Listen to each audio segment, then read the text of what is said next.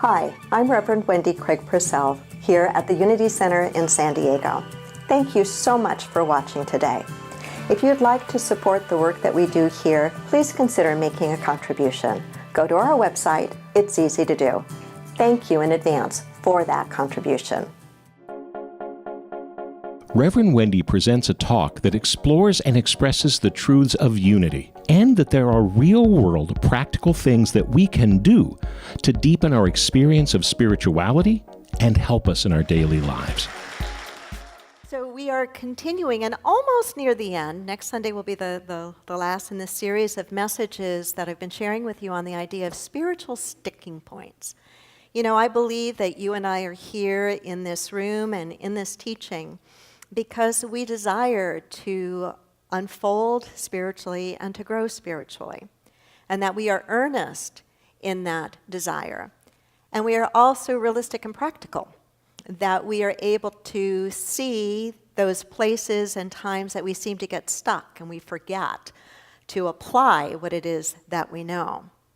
And so we have this earnestness to grow spiritually, and the reality is that there are some attitudes and behaviors that can kind of stop us or serve as an impasse to that growth and to that awakening. And I'm calling these spiritual sticking points.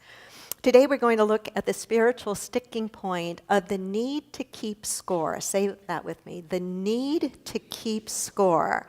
The need to keep score. What is that, and how does that work in our lives, and what does it keep us from experiencing? We also know in our teaching how very practical the teaching is itself, that this isn't something that we just listen to and then we figure we got it. It's something we listen to and we take inside and we begin to really work with. We know within the teaching of unity that our life changes not from the outside in, but from the inside out. The Fillmores and all of New Thought has been teaching that principle for well over 100 years, and it was taught way before them as well. That life changes from the inside out, that we do not work at the level of effect, we work at the level of cause, and the level of cause is from within. It is important for us, as we have a commitment to grow and to awaken spiritually, to notice what it is that we do that keeps us from unfolding, that keeps us from growing. So we have to notice and pay attention to those behaviors. That's a very important starting point, because we realize that we cannot change anything if we're not aware that we're doing it to begin with. But then it is also important to go beyond that, not just to notice it and go, oops, I'm doing that thing, but to understand why, to get in touch with the motivation. Why do we do some of the things that we do that we know are keeping us from experiencing a richer, more peaceful, more loving, and fuller life? And so understanding is a very important component of our awakening and our growing. But even that's not enough, because ultimately it comes to making a different inner choice. That's where the transformation really happens. So in this idea of these spiritual sticking points, and this one in particular today, the spiritual sticking point of the need to keep score, I think it is very accurate to say that we all seem to do it, and we all seem to do quite a lot of it. We might call it different things, but at the heart and soul of it is this phenomenon of keeping score. Why is that? Why do we keep score? It shows up in many different ways. It shows up, we sometimes call it sibling rivalry. We sometimes call it keeping up with our neighbors. It is sometimes called climbing the corporate ladder. What is it? Why is it that we seem to do this? What is the motivation? I think there are some very, very simple things that motivate our keeping score. One is clearly the desire to win. And how do I know if I'm winning if I'm not keeping score? So I keep score to know if I'm winning. We also have an aversion to losing. How do I know whether I'm winning or losing if I'm not keeping score? So I better keep score. It's also, motivation is also the idea of it being a way to see how we measure up to the other. Is there at least somebody I'm doing better than? Is there at least somebody that I can say, oh yeah, compared to that person, I'm not doing so bad? You know, this keeping score thing, a number of years ago when I first started downloading a bunch of different apps to my iPhone and my iPad. Anybody do that, you know? You can spend hours looking at all these amazing different apps. I came across an app, I did not download it, but I came across an app called the Life Scoreboard. Actually an app so that you can keep score of who is best in your life at anything, from playing ping pong to who has the most friends to who has the nicest car. Whatever you want to keep score on, you can, but get this. They claim that the life scoreboard claims that life is more fun when you're keeping score. Do you agree with that? I don't agree with that at all. I think it's a surefire way of not having fun. It's a surefire way of feeling pretty darn miserable. So I didn't download the app. I don't suggest you do either. Fundamentally, I was thinking about this last night. I actually threw out my entire lesson last night. I looked at it, and I said, I don't like that. I need to approach this differently. And as I was thinking about this concept of keeping score, I realized fundamental to it, fundamentally, keeping score is about one of two things. It's about one of two things. It is either about competition or comparison. Think about it. When you're keeping score, it's either about competition, you're in competition with someone or something, or you are comparing yourself to someone or something. It's about competition or it's about comparison. My experience of both of those is they don't usually feel very good inside. They're not very life-giving, very joyful, very peaceful. It's never about the qualities of cooperation and collaboration. Think about those words for a moment. Think about your personal experiences when you've been in a situation where it's not been about comparison, it's not been about competition, it's been about cooperation or collaboration. It feels different, doesn't it? It feels joyful, it feels possible. We connect in the spirit of cooperation and collaboration. It pulls us together, whereas competition and comparison creates this wedge between us, and it leads to all sorts of unhappiness. How many of you are familiar with the expression FOMO? Fear of missing out. Fear of missing out. I believe it was first coined in reference to the experience that people who spend a lot of time on Facebook reading about everybody else's life, all the cool, wonderful things happening in their friends or friends of friends' lives. And they read about all the stuff and they compare themselves to that, and they fear that they are missing out. It's a competition or it's a comparison. My life doesn't look like that, therefore there must be something wrong with me. Keeping score is fine in sports. In fact, I kind of think it's necessary in sports, don't you? Or at least in some aspects of sports it's necessary. And in some aspects of business, we might say that it is helpful or it's necessary. But I absolutely know that keeping score in our relationships is a surefire way to destroy them. The minute you start keeping score in your marriage, in your primary relationship, with your friends, is the minute that relationship is on a fast downward slope. Think about when you first fell in love with the person you're in love with now. You didn't keep score. You couldn't do enough for that person. And then for some people, somewhere along the line, things happen. And sometimes that changes and we start to keep score. You know, there is a connection between this idea of keeping score in a relationship and the difficulty in putting forgiveness into practice. Sometimes, and there are many reasons that we might have difficulty forgiving another, but one of the reasons it can be difficult to forgive another is we've been keeping score. And if we feel that we're on the short end of things, we may be much less likely to be willing to forgive. I came across this quote last night was not attributed to any person, but I really like it, and maybe you will too. I bet this is one that would make a song. And it is this: forgiveness is not about keeping score. Forgiveness is about losing count.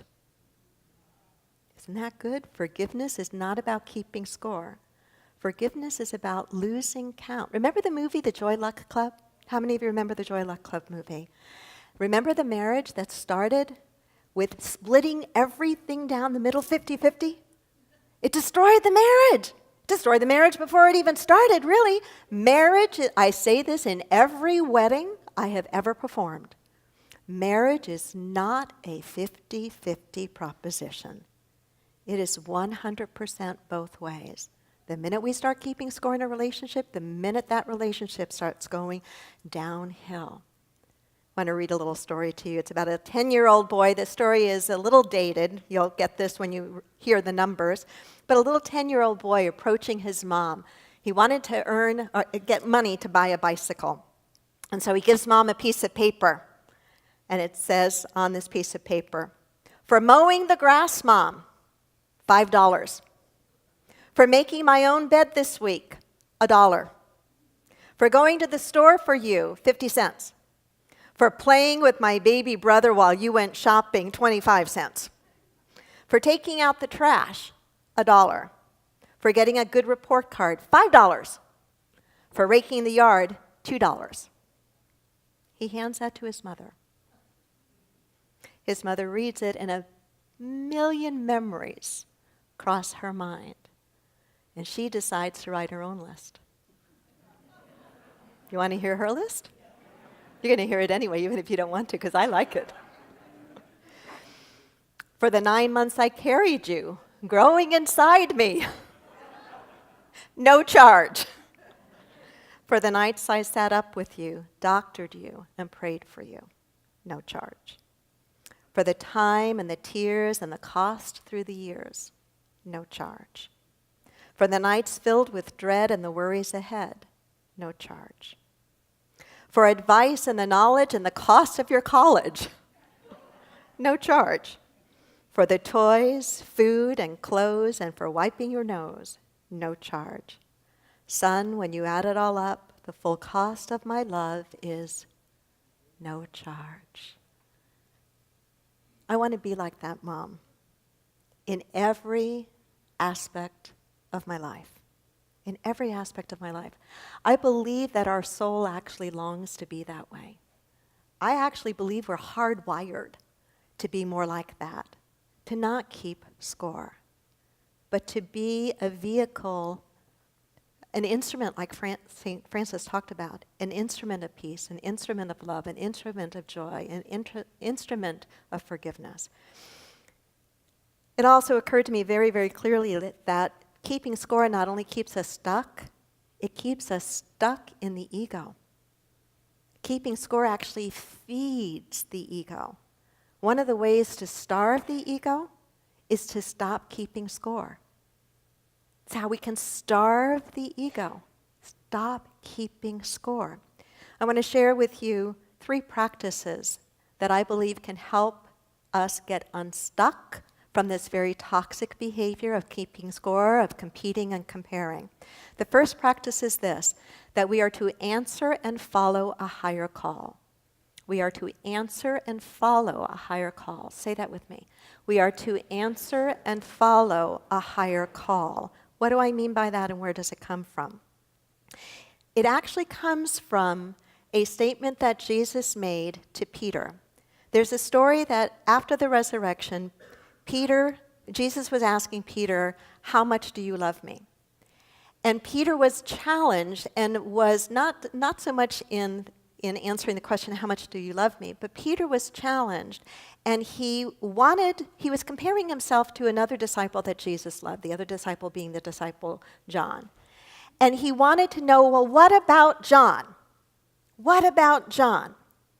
And Jesus' answer, the way it's worded in the King James Version, is, "What is that to thee?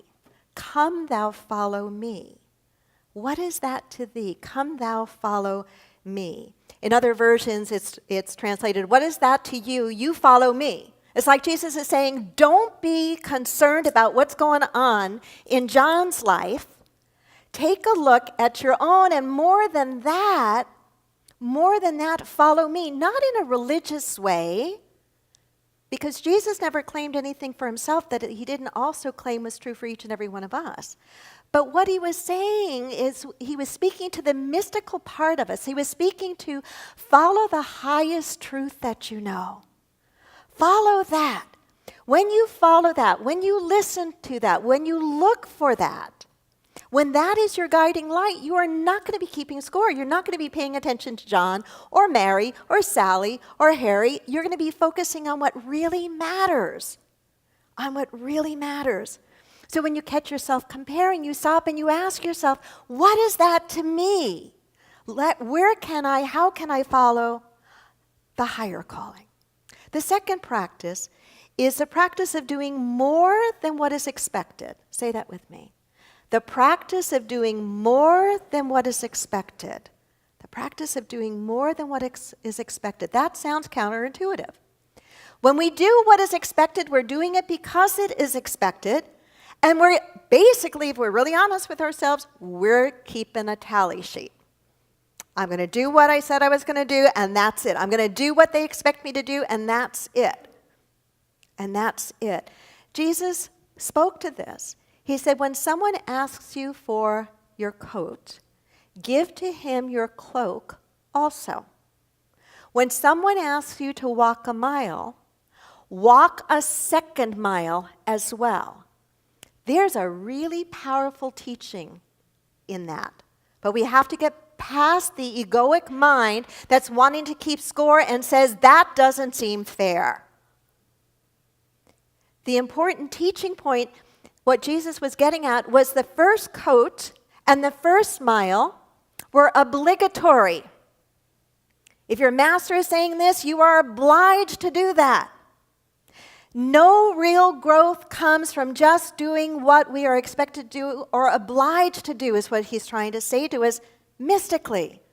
When he says, give your cloak also, when he says, walk that second mile, he's inviting us to step into our personal power and personal choice. Because we're not required to do the extra garment. We're not required to do the extra mile. But when we're willing to jump in and do it, we are stepping in out of obligation and stepping into personal power. Does that make sense? And that is where growth happens. That is where awakening happens. That is where we begin to evolve. But to do that, when we do that rather, we're no longer keeping score. We're no longer keeping score. We are transcending the scoreboard. And the funny thing is, the very funny thing is, when we transcend the scoreboard and we go that second mile, we do more than what is expected. We answer and follow that higher call. The universe rushes in to bless us in seen and unseen ways. We earn the right to be at a higher place in consciousness. We earn the right for circumstances in our lives to change, not because we have done it from the outside in, but because we have done it where? From the inside out. The third practice, it's interesting to me as I was working on these practices and as they came to me last night, I thought, wow, every one of them is coming from some of my favorite portions of the New Testament. And there is a phrase in the New Testament in Colossians that I have always loved, and it is the phrase that says, do it all as if you were doing it for God. Do it all as if you were doing it for God. And that's the third practice. Because when we're doing it for God, we're not keeping score. We're not concerned about what John is doing or anybody else is doing. We're not comparing ourselves to them. When we are doing it as if we are doing it for God, we are doing it from a very different mindset and a very different heart set. How many of you have things in your life you don't like to do? Raise your hand, be honest. I'm not going to ask you to say what they are. Look around. I think there are some people who aren't being totally transparent and honest right now, because I have a feeling we all have something that we have to do from time to time that we just don't like doing. What I do know is while it may be impractical or unreasonable to stop doing that thing, it may be a responsibility that, as an adult, that it needs to be done. But how we do it is entirely up to us. How we do it is entirely up to us. It's true that whether we do it or not is also up to us, but the whether can come with some pretty significant consequences if we don't fulfill the responsibilities we have as an adult. But how we do the things, if we do it as if we were doing it for God, we change our relationship to whatever the it is. So for a moment, think about that thing that you just really don't like to do. And ask yourself, how would it be if the next time I took a few deep conscious breaths in and out before I sat down or stood up or went outside to do that thing? Said, you know what? I'm going to do this as if I was doing this for God. I'm going to balance that checkbook to the penny as if I were doing it for God. I'm going to pay my IRS bill as if I were doing it for God. I'm going to take the trash out or pull the weeds or whatever it may be as if I were doing it for God. If you have to do it anyway, doesn't it make sense to do whatever you can do to make it be a more pleasurable experience? Can I have an amen to that? Amen. What I know, not believe, what I know